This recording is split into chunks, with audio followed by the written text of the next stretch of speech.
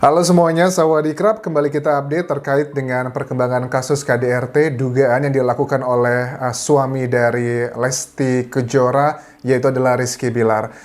Kasus ini ada dampak positif yang sangat baik bagi masyarakat Indonesia, karena kalau aku lihat sekarang banyak sumber mengatakan di Google tuh sekarang pencarian mengenai istilah KDRT, penjelasan dan sebagainya itu meningkat cukup drastis dari warga Indonesia. Kemudian hal yang cukup memprihatinkan dan juga membuat polemik di media massa ataupun juga di sosial media pada saat kuasa hukum dari RB ataupun juga ayah angkatnya itu berbicara seolah-olah bahwa kesannya tidak mau menyerang dari pihaknya Lesti, tetapi dari statement tersebut kita juga bisa menilai bahwa ada pembelaan-pembelaan yang dilakukan oleh pihak RB sendiri.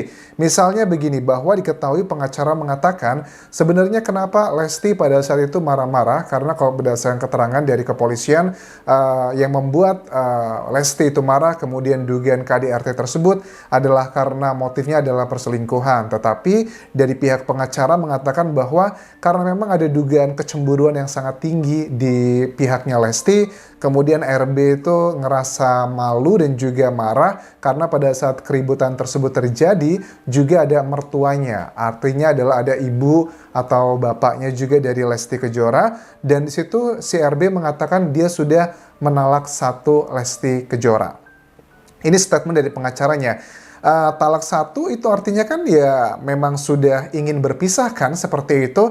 Tetapi ada hal yang kontradiktif juga. Pengacara juga mengatakan begini di wawancara ini, bahwa sebenarnya pihak dari kepolisian harusnya tidak boleh menerima ataupun juga mempercayai laporan hanya dari satu sisi saja, harus dari kedua belah pihak. Tetapi kok aku nggak percaya ya dengan statement ini, karena apa? Karena pada saat pihak RB itu dipanggil oleh Polres Jakarta Selatan, itu kan dia tidak bisa hadir, alasannya karena mentalnya sedang tidak stabil. Tapi bagaimana mungkin si pengacara mengatakan seperti ini, bahwa kemarin misalnya begini, bahwa misalkan pada saat si Lesti itu dan keluarganya berangkat umroh, dikatakan bahwa memang iya kemarin istri si Lesti itu mengirim pesan ke kami untuk pamitan karena mau berangkat ke Mekah ya untuk umroh.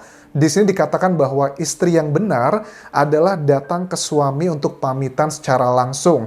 Apa karena mentang-mentang dia kaya, lantas meninggalkan suami tersiksa seperti ini, seperti tidak punya harga diri. Ini adalah kayak playing victim, karena oke, aku agak susah juga buat ngomong ya. Saya nggak mau cerai dan mau pertahankan istri saya. Ini kata keterangannya RB ke pengacaranya. Kalaupun harus dipenjara, saya tetap nggak mau cerai. Ada hal yang sangat kontradiktif. Di awal dikatakan oleh pengacara bahwa RB itu mengatakan talak satu, tapi di wawancara ini juga dikatakan dia tidak mau cerai. Jelas ya, kalau orang sudah dugaannya melakukan kebohongan, itu biasanya ada statement-statement yang saling bertolak belakang. Tetapi yang menariknya begini ya teman-teman, apa sih yang membuat seorang Lesti gitu sebegitu marahnya, segitu emosinya dengan suaminya, karena dia tidak melakukan konferensi pers, dia tidak berbuat drama atau kontroversi ini tuh di sosial media, dia langsung to the point aja, langsung setelah dia merasa nggak kuat lagi, melakukan visum dan juga melaporkan itu ke kepolisian. Nah, mengenai visum tersebut yang dijadikan salah satu alat bukti dan juga barang bukti untuk melaporkan suaminya, ini dikatakan bahwa visum itu dilakukan adalah setelah 1 hari setelah kejadian tersebut, dan visum itu adalah pada saat si Lesti itu emosi dan juga menarik RB, kemudian terjatuh, dan kejatuhnya itu yang dijadikan visum. Well, ini adalah alibi yang disampaikan dari pihaknya si RB sendiri. Tetapi kalau aku simak keterangan dari AKP Nurmadewi, Humas Polres Jakarta Selatan, sepertinya Humas Polri Jaksel ini sangat yakin bahwa yang disampaikan laporan dari Lesti ini adalah laporan yang sangat kuat. Karena dalam dunia hukum teman-teman, untuk mengategorikan sesuatu hal itu adalah fakta, itu harus ditunjang dengan alat bukti minimal adalah 2 ya. Kalau visum, keterangan saksi itu sudah termasuk juga bagian dari 5 alat bukti. Alat bukti sama barang bukti itu berbeda, jadi kalian bisa cross-check di Google apa itu perbedaannya. Dikatakan di sini bahwa AKP Nurmadewi sudah memeriksa ada 7 saksi yang termasuk diantaranya adalah ART dari pihaknya Lesti. Jadi kalau aku tangkap di sini 7 saksi, ada orang tuanya Lesti juga yang sudah diperiksa di sini. Ada 14 pertanyaan dan sebagai penguat berita acara pemeriksaan. CCTV ini adalah menjadi salah satu faktor penguatnya juga pada saat wartawan tanya ke AKP Nurmadewi. Ibu, bagaimana dengan pihaknya RB nih yang membantah ada KDRT tersebut? Kemudian AKP Nurmadewi mengatakan bahwa CCTV sudah dikumpulkan dan itu mendukung untuk semua yang dilaporkan Lesti. Dari sini sebenarnya sudah bisa dikategorikan, aku bisa menangkap bahwa CCTV ini memang tidak bisa dipublikasikan sekarang, tapi pihaknya yang membantah tersebut akan dibuktikan pada saat keterangan saksi dan alat bukti itulah nanti faktanya termasuk juga dengan CCTV. CCTV ini akan menunjang sebagai barang bukti dan hanya di persidangan yang bisa membuka semua itu. Nah, untuk tahapan menuju ke persidangan itu teman-teman, pertama harus ada tersangkanya terlebih dulu. Kalau tidak ada tersangkanya, itu tidak bisa menuju ke persidangan. Pertama, harus ditetapkan tersangka kalau sudah ada alat bukti yang kuat, minimal 2 ya.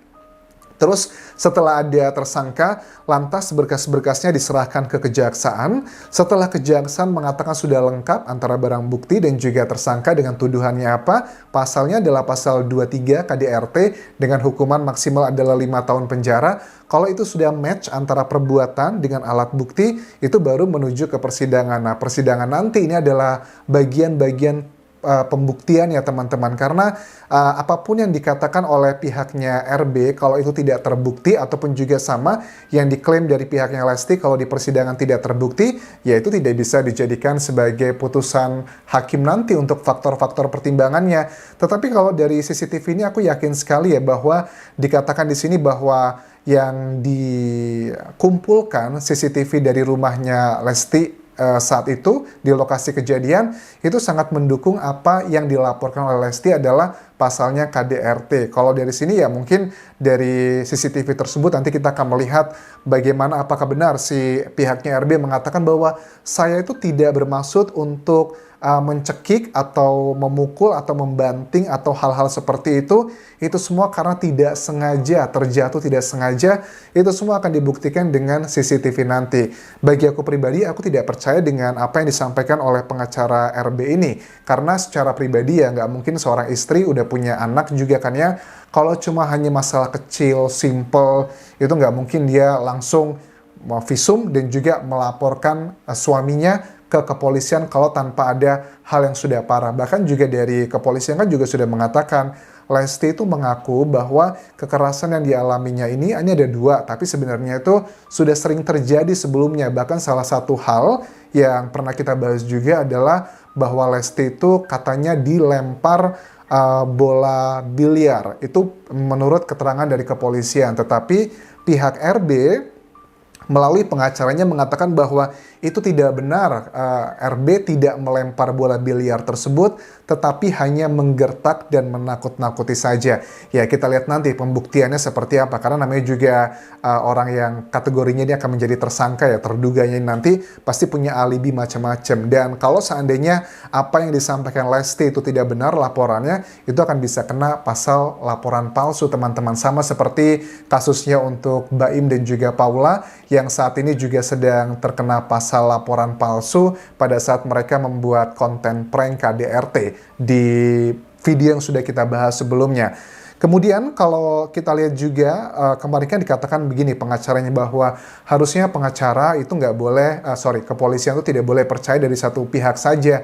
Setuju banget, makanya si RB ini belum dikategorikan sebagai tersangka, masih terduga aja. Makanya nanti harusnya kalau dia ingin didengarkan juga, memberikan alibinya harus datang juga pada saat diperiksa nanti. Nggak dengan alasan karena mentalnya terganggu seperti itu, nggak fair ya. Nah, ada beberapa opini yang berusaha dibangun dari pengacara RB ini adalah kesannya kayak pada saat begini, kayak kan dikatakan begini ya.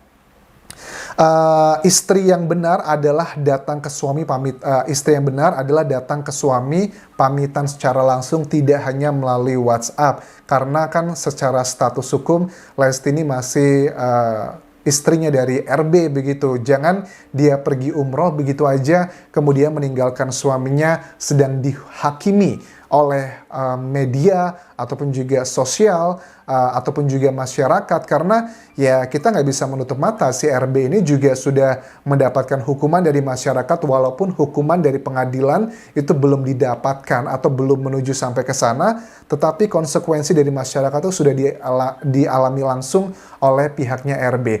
Jujur kalau aku menempatkan diri sebagai RB, kalau seandainya memang benar tidak ada KDRT tersebut, harusnya kalau aku jadi RB aku akan melakukan konferensi pers menjelaskan versi menurut aku.